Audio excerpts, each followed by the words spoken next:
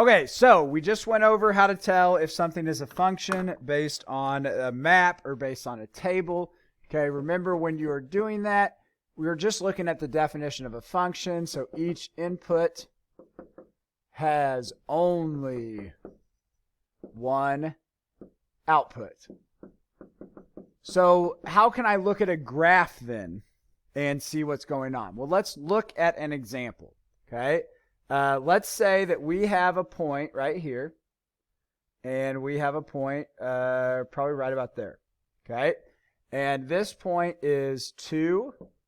Nope, I said that backwards. I'm sorry. This point is 4, 2, and this point is 4, -2. Is that okay? By the definition of our function, each input, so what is the input on both of these functions? Well, the input between both of those would be a 4. However, the output, which is our y value, says that 4 goes to 2 and -2. And as we just talked about, this is not okay. Your x value cannot have multiple y values. So what function do we know is an x value that has multiple y values? Well, that would be your vertical line. This one here is x equals -5, right? And it contains points like -5, 0. Let's put it up there. -5, 2. -5, 5. Okay? It contains a whole bunch of points where your -5 has multiple outputs, which we know is bad. Okay? And it's bad because it makes it so it's not a function.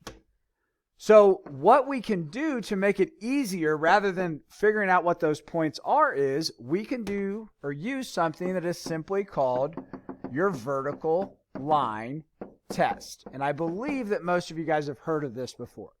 Now, what this means is if no vertical line intersects a graph at more than one point, then the graph must be a function. So if no vertical line intersects a graph at more than one point, then the graph must be a function. So what you guys are going to do essentially is you are going to visualize that you have a vertical line that you can move. So I'm going to take my vertical line here, and I'm going to move this vertical line across this graph. And I'm going to see, does that vertical line ever intersect at more than one point? And the answer for that is no. On this equation here, it never intersects at more than one point. So what that means is this is a function because it never intersects at more than one point. However, on this one, when I run my vertical line across this, does that vertical line ever intersect at more than one point? And the answer is yes. Right here, it intersects at 2 points. So if you run your vertical line test and it hits at 2 points, then that means that it is not a function. So this is an example of a function that is not a function, whereas this is an example of a function that is a function. I guess I said that bad. This is a relation since it is not a function. Okay? So as far as telling if a graph is a function based on your graph, you can simply use the vertical line test. Okay? So now we have gone over how to tell if each of these are functions or not based on if it's a graph, based on if it's a table, based on if it's a map. And essentially it all comes down to this definition, which is why that is something that I want you guys to have memorized. Okay? Next, we're going to talk about a couple different types of functions. There are discrete functions. And discrete functions or relations, discrete relations, are relations or functions where the domain is simply individual points. And what that means for us is we are simply able to list our domain values, so list our x values. For this case, they'd be 1, 2, 3, 4, and 5. Since they are simply points of data and there is nothing in between them, we can simply list the values when you are dealing with a discrete relation or a discrete function. However, we are going to, after we move past this unit, start looking at more continuous functions, which those functions are going to be a line or have some sort of a smooth curve, okay? And our issue is when we're doing these and I'm trying to give the domain, I cannot just simply say that the domain is 0, 1, and 2. Because they are not just simply the point of 0 and the point of 1. They are all these infinite points in between as well. So when we give domains for continuous functions, and again, we will practice this, they have to be given in intervals, such as x is greater than or equal to 2, so that it covers all of the infinite numbers that are above 2. Now, for this function here, if you guys are looking, okay, this keeps going in an infinite direction to the left, as well as going in an infinite direction to the right. So the interval that would be the domain of this function is actually simply writing all real numbers, because any number is involved in the domain of a parabola. Okay, and again, we will talk about this when we get to Unit 3, so don't worry too much about that yet. Now, the last thing, find each value if f of x equals 2x plus 1, if g of x equals 1/3 x squared, and h of x equals 2x squared minus x plus 3. So what we're looking at now is we're looking at evaluating these functions. And this is something, again, that you guys have seen before. So the first one says to find g of 2. So what does that actually mean? Like, what does g of 2 actually mean? Well, the g there, a lot of times people think of that as being a variable, but the g is not a variable in this case.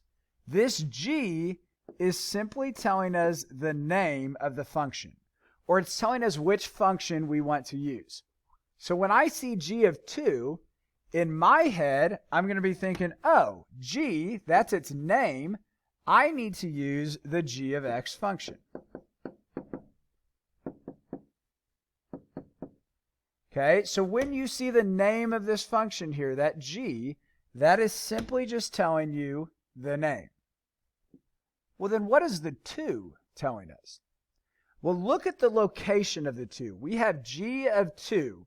What was in parentheses? Well, the x was in parentheses. So that x has now been replaced by a 2. So what that is telling us is x equals 2. So for this given situation, we're going to use the g function, and we want to know something about that g function. We want to know about when your x equals 2. So when I work with this problem here, I'm working with my g function, but instead of having an x in there, I want to evaluate that function and figure out what happens when my x equals 2. Now over here on this side, we've already talked about this. The only thing happening on the left is it's telling us what function we're using, and it's telling us what our x value equals. So this side over here is just saying, hey, let's look at your g function when x equals 2. There's no simplification that will happen on the left. The only simplification will happen over here on the right. And we have to make sure that we are using our order of operations to simplify this. So exponents must be done first. 2 squared gives me 4. So I have 1/3 times 4. Now I can go ahead and take that 1/3 times 4. Remember, 4 is just 4 over 1. So that gives me 4/3. So we find g of 2 equals 4/3. So let's dive in a little deeper there on what this whole statement says. Well, g says our g function, so that's calling out what function we're using. 2 says that my x value equals 2. So what does this 4/3 mean?